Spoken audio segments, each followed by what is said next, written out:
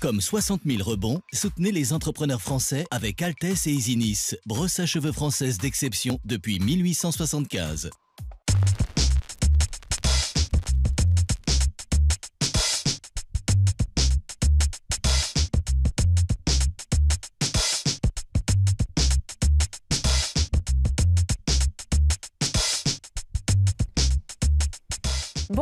Bonjour et bienvenue dans cette 6e émission de 60 000 rebonds.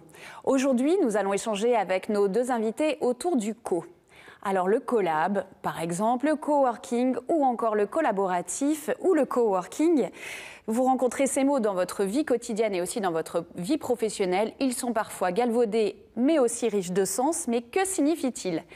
Pour répondre à ces questions, nous allons échanger avec nos deux invités que je vais tout de suite vous présenter. À mes côtés, Catherine Sello, vous êtes entrepreneuse en stratégie de communication. Votre entreprise s'appelle Comme des entrepreneuses et êtes experte dans l'association 60 000 rebonds. Exact, bonjour.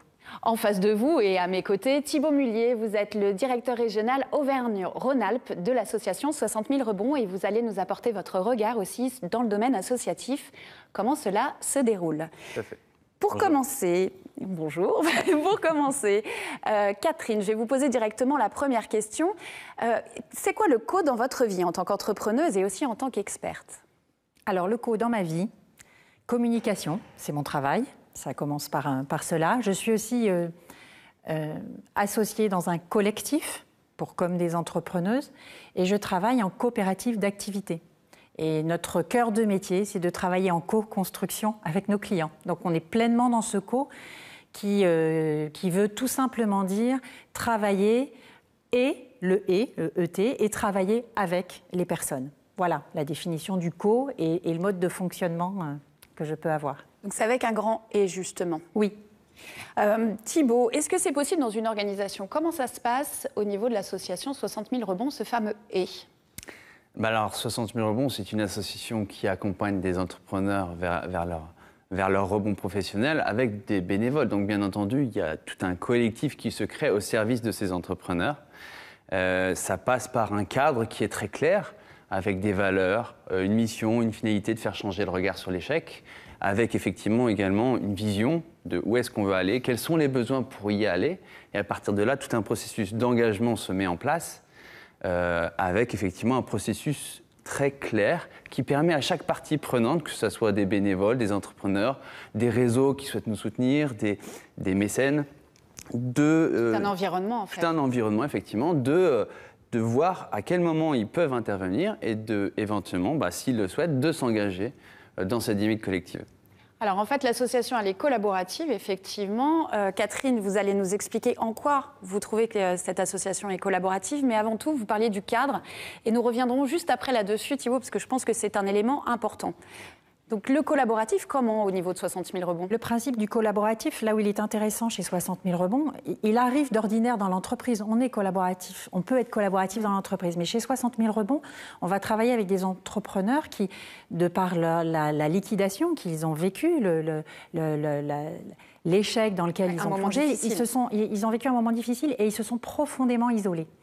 Et ce qu'on va travailler principalement, la première des choses qu'on va travailler au sein de 60 000 rebonds, c'est qu'on va les accueillir et on va les aider à sortir de cet isolement et à se reconnecter avec d'autres. Alors avec des pairs qui sont les parrains, chefs d'entreprise, avec des coachs qui vont les accompagner à se retrouver finalement tels qu'ils sont et à être capables de se réouvrir. Et puis des experts qui vont venir aussi leur redonner des clés qu'ils avaient certainement déjà, mais qu'ils ont aussi parfois oubliées. Donc vraiment, le principe, nous ne sommes plus seuls, et c'est d'ailleurs ce qu'ils disent la plupart du temps quand ils arrivent, c'est je ne me sens plus seule. Je ne savais pas qu'à un endroit, je pouvais être avec d'autres. Et on touche bien là la réalité du chef d'entreprise et le questionnement qu'il a en général. Oui, donc c'est la rupture de l'isolement aussi. Et en fait, si vous étiez sur une méthode dite traditionnelle, descendante et non pas collaborative, nous élaborons tous ensemble, nous co-construisons. Exactement.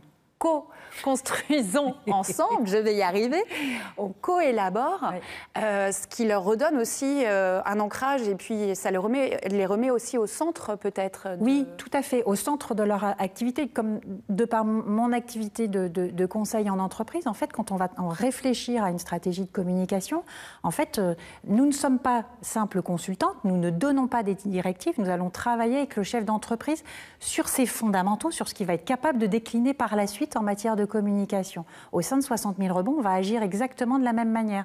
Qui es-tu? Que veux-tu? Et finalement, nous allons t'aider à repositionner ce que tu es vraiment et ce que tu veux vraiment, soit dans un cadre de salariat, soit dans un cadre de... Alors ça, c'est au niveau de l'entrepreneur, mais si on regarde en termes de management, justement, en termes de comment on va manager cet ensemble de bénévoles, coachs et experts qui interviennent au quotidien, ça nécessite quand même un certain nombre de choses. Vous parliez de cadre tout à l'heure. Tout à fait. Alors, il y a un cadre qui est déjà l'association en elle-même et cette mission d'accompagnement. Et là, effectivement, on a tout un processus d'engagement avec des comités d'agrément pour qu'on, effectivement, on se présente, on fasse connaissance, puis on valide qu'on est bien en face sur ce cadre d'accompagnement. Et si c'est le cas, eh bien, on intègre que ce soit les bénévoles. Tout le monde passe par ce comité d'agrément, que ce soit les bénévoles, les entrepreneurs. Et donc là, c'est la mission première. Et puis après, en termes de gouvernance, effectivement, entre guillemets, on a, nous, permanents salariés. Donc moi, je suis vraiment dans cette dynamique de coordination de l'association, de son développement à tous les niveaux. Mais je ne suis pas seul du tout. J'ai des collègues permanents et on est vraiment dans l'échange pour justement éviter cet effet de dépendance qu'on peut avoir. Si moi, je me casse une jambe, qu'est-ce qui se passe, entre guillemets? Et puis, effectivement, à tous les niveaux, que ce soit sur l'accompagnement, on a des référents, coachs, référents parrains, qui sont nos relais dans l'animation des coachs et des parrains, puis des référents, comme Catherine au niveau de la communication, des référents réseau, des référents du club entreprise. Qui sont garants du cadre aussi, j'imagine. Qui sont garants d'une certaine partie du cadre, en fait, entre guillemets, ce qui nous permet, effectivement, d'être sur quelque chose de très horizontal, entre guillemets, de pouvoir, et puis pareil, géographiquement, on a des bureaux dans chacune des départements des antennes, ce qui nous permet de nous appuyer sur différents référents qui vont pouvoir être garants de ce cadre sur tous les aspects. Et alors, la question est la suivante. Est-ce que tout le monde peut rentrer dans ce type de cadre? C'est-à-dire, est-ce que le collaboratif ou la co-construction, c'est fait pour tout le monde? Est-ce que vous avez vu des dérives arriver? Ça peut être fait. Ça peut être réalisé si effectivement le cadre posé au départ inclut des modes de fonctionnement derrière. On est beaucoup plus sur une logique de gouvernance on est plus sur de la fonction que sur de l'attribution de poste. Et là, c'est vraiment tout à fait un autre regard, c'est vraiment une posture sur laquelle on va attendre un certain nombre d'actions de la part du bénévole ou même d'une personne en entreprise, parce que c'est le même fonctionnement qu'on va aller chercher dans l'entreprise, plus qu'une nomination à un poste sur lequel finalement la personne va se retrouver en prise de pouvoir. Et dès lors qu'on est plutôt sur de la fonction, on va travailler de manière beaucoup plus transversale. Et on rejoint ces grands courants, vous parliez d'effets de mode, on rejoint ces grands courants aujourd'hui d'entreprises libérées, où simplement, finalement, le digital, il amène ça aussi. L'obligation de voir les choses autrement et de les voir de manière beaucoup plus partagée et où chacun va pouvoir prendre sa place.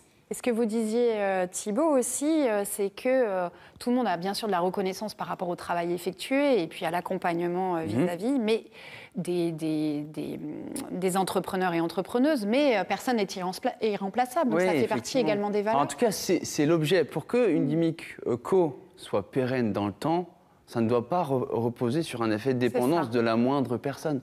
Donc à partir de là, parce que notamment dans un monde associatif où on sait que quand un bénévole le vase déborde et qu'il a envie de partir, on ne doit pas le retenir. Donc, effectivement, il faut qu'on puisse ne pas être dépendant.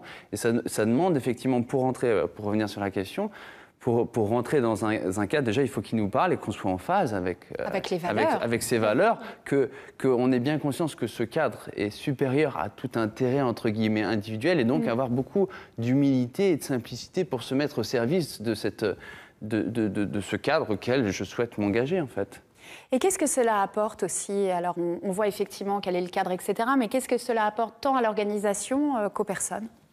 Moi, Il n'y a pas une personne qui rentre dans l'association qui ne prend pas des choses pour lui. En fait, même s'il n'en a pas forcément conscience, c'est très intéressant de voir l'évolution des entrepreneurs qu'on accompagne, effectivement, à se retrouver. Mais je trouve que c'est aussi passionnant de voir l'évolution des bénévoles qui évoluent dans l'association et qui, au final, prennent presque autant que les entrepreneurs par ce retour d'expérience. C'est très apprenant pour chacun, effectivement. C'est-à-dire qu'on arrive, on a tous un peu des idées reçues. Et finalement, le mode de fonctionnement fait qu'on vient régulièrement se faire interroger sur ce qu'on est, pourquoi on est là, à quoi on sert.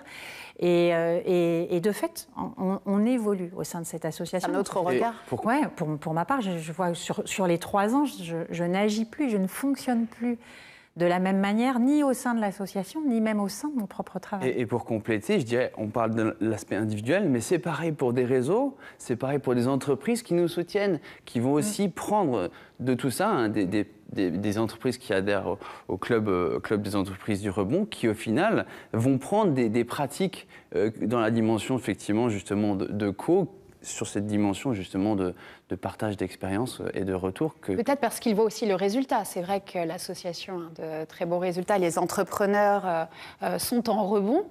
Donc effectivement, on voit que ça fonctionne, on voit que le collaboratif fonctionne. Donc on se dit, pourquoi pas tester, c'est quand même porteur. Oui, et puis on a une dimension de fond qui est d'accompagner les entrepreneurs en rebond. C'est notre mission au quotidien, mais notre mission de fond, celle qui porte le sens, c'est faire changer le regard sur l'échec. Et quand on est animé par ce fondamental, finalement, on est beaucoup plus dans la trame et beaucoup plus fort. Et aujourd'hui, les impacts commencent à se voir. Il y a des effets qui se mettent en place. Au niveau du gouvernement, on commence à réfléchir en matière économique comment accompagner ces entrepreneurs. Quand je croise un chef d'entreprise, il me dit « Ah, 60 000 rebonds, mais j'en ai entendu parler, l'échec ». Et on voit bien qu'à force de semer des petites graines, il est en train de se passer quelque chose. Thibaut, est-ce que vous voulez vraiment très rapidement rajouter le mot de la fin sur le co et comment vous le vivez au quotidien sur ce message porteur de sens ? Moi, je trouve que c'est une belle aventure, c'est une aventure collective, effectivement, où chacun prend, et moi, j'apprends énormément aussi, et donc c'est vraiment passionnant de vivre cela, et notamment au quotidien pour ma part, mais je suis sûr pour toutes les parties prenantes également.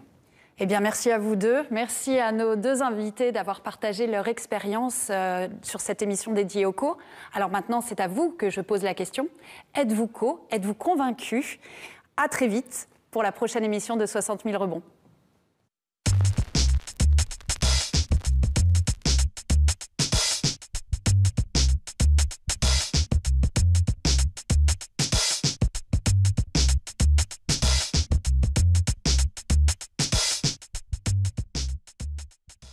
Comme 60 000 rebonds, soutenez les entrepreneurs français avec Altesse et Isinis, brosse à cheveux française d'exception depuis 1875.